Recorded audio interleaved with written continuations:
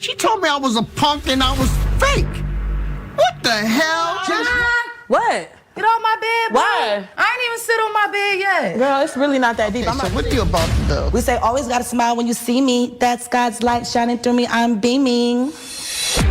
Well, this is what you get. I really can't believe this just happened, y'all. I was just shocked, for real. No, but for real, when I tell y'all this whole episode had my jaw on the floor, let's get into it.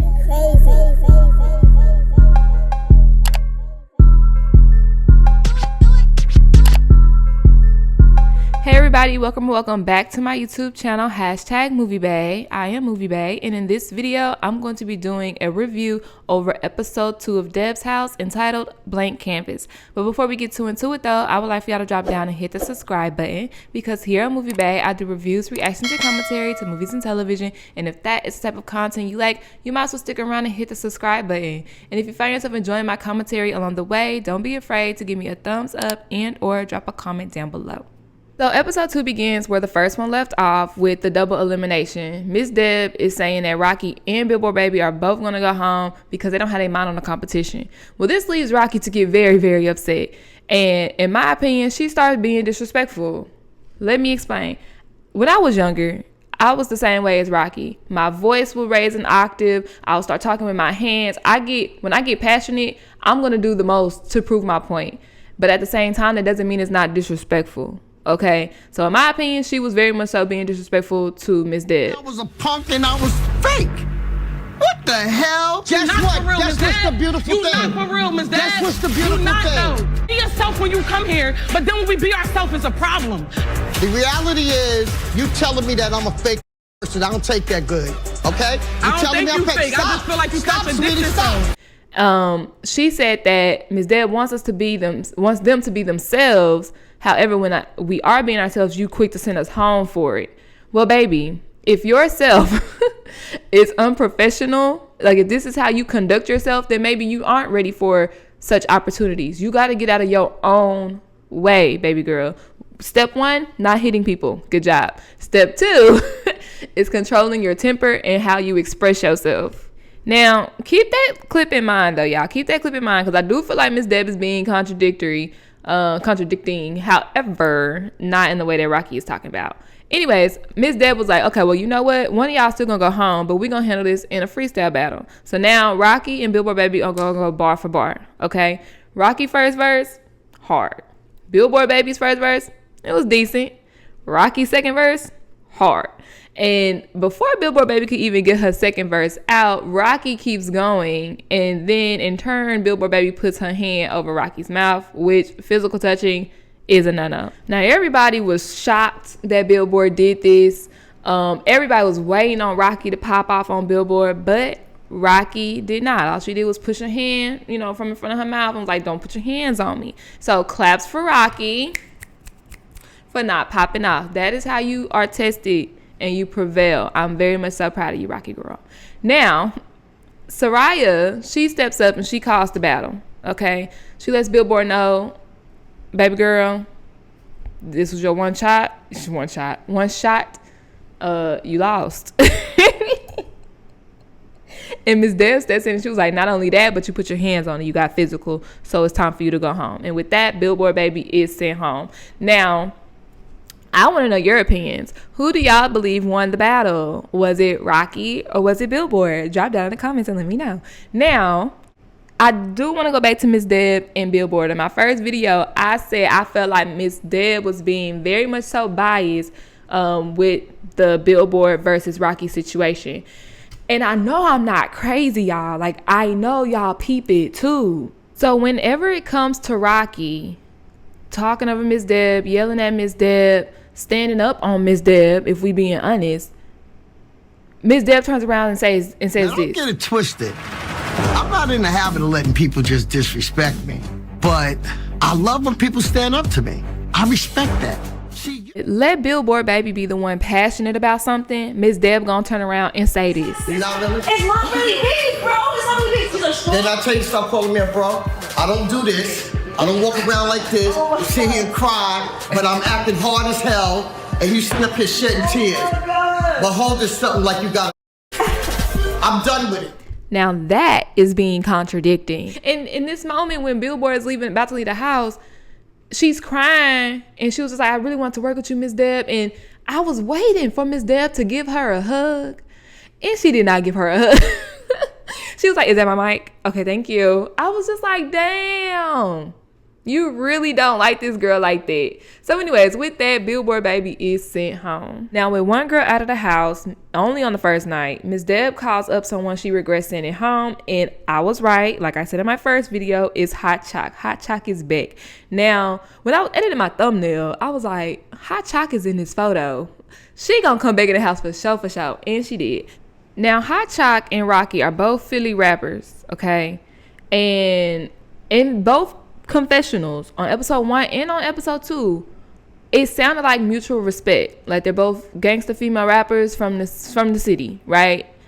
However, those confessionals kind of started taking a turn for the worse when it was like, oh, she didn't give me a feature and I paved the way for you. It was kind of like, this sounds a little bit shady.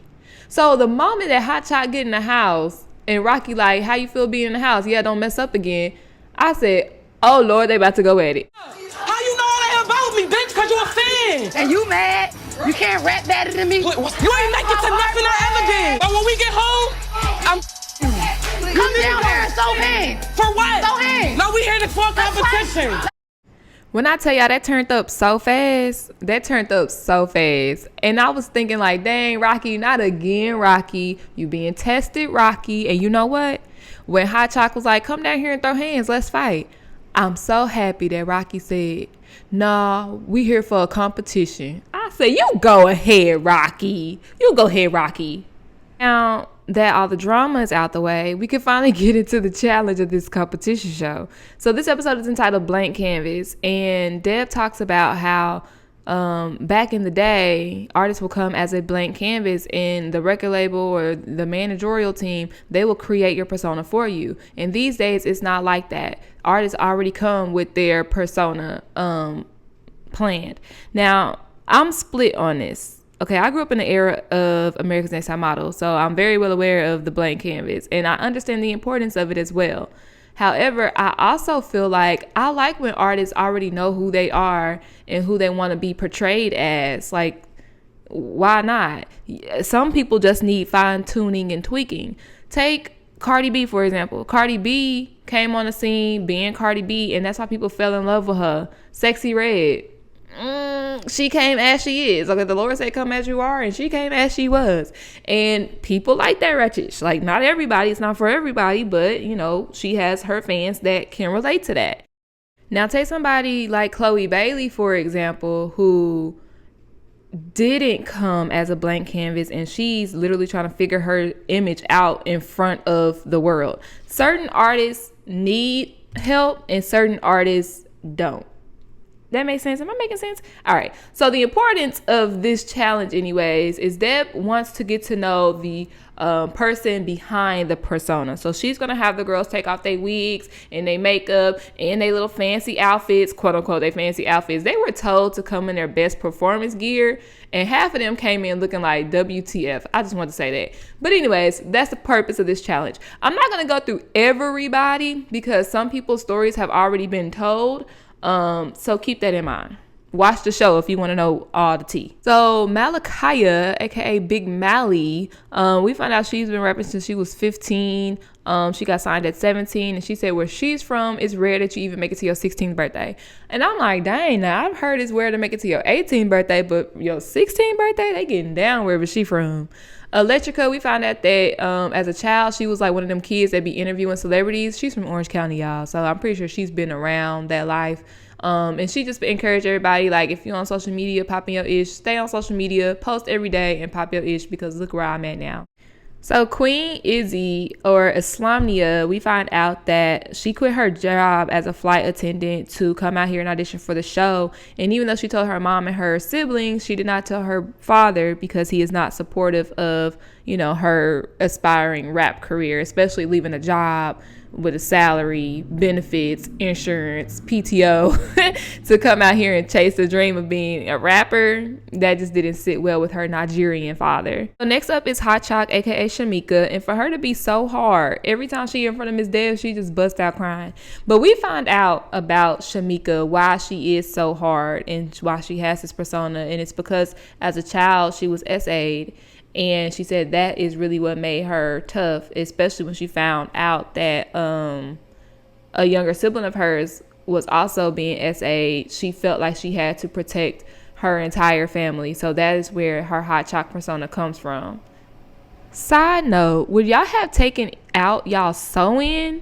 My sew-in though? I don't know about it. Now, next up is Rocky, aka Rashida, and they want to know where she got her nickname from, Rocky, in the first place. So we found out that she was a foster child, and she used to get beat on, and they used to say that she's hard as a rock because she didn't cry.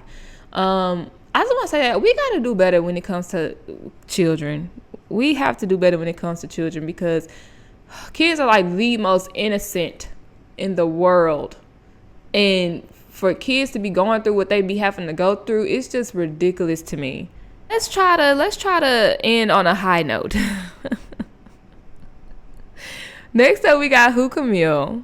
And thank you, love, for the correction on your name. It's so many. I do so many shows with so many people that all these names just be. I apologize because your name is all you got in this world. But next up is Who Camille, and they want to know who she is. We already know that she's from the suburbs. She's a preacher's kid, so that goes into, you know, her personality, and that I honestly think why she has so much control, because she says my persona will never overtake who I am. At the end of the day, Camille has more say than Who Camille, and as she should. So when Deb mentions removing, you know, the wigs and the makeups, Camille's like, oh, okay, that ain't no problem. So she said, you know what, I'm gonna do you one better. So she goes behind the partition, you know, takes the wig off, take the makeup off, change her clothes, and when she comes back out in front of Miss Deb and the others, That's God's light shining through me. I'm beaming. Well, this is what you get. So I got a takeout. Yeah. Oh my God, did you really just do that? baby girl takes her front piece out. I call it a flipper. She takes her front piece out. And I busted out laughing only because I was not expecting it. I just was not expecting it. Who Camille said, baby, y'all want a blank canvas? I'm going to give y'all a blank canvas. Now, one thing I can say about Who Camille is she will drop a bar in a heartbeat. She's going to plug her music in every scene. And I live for that because that's what you're here for. Well, that concludes episode number 2. Next week, it seems like the girls are going to do some type of branding and marketing challenge, and somebody will be going home. Thank you so much for tuning into my YouTube channel. Don't be afraid to like, comment, and subscribe, and I will see y'all next time. Bye.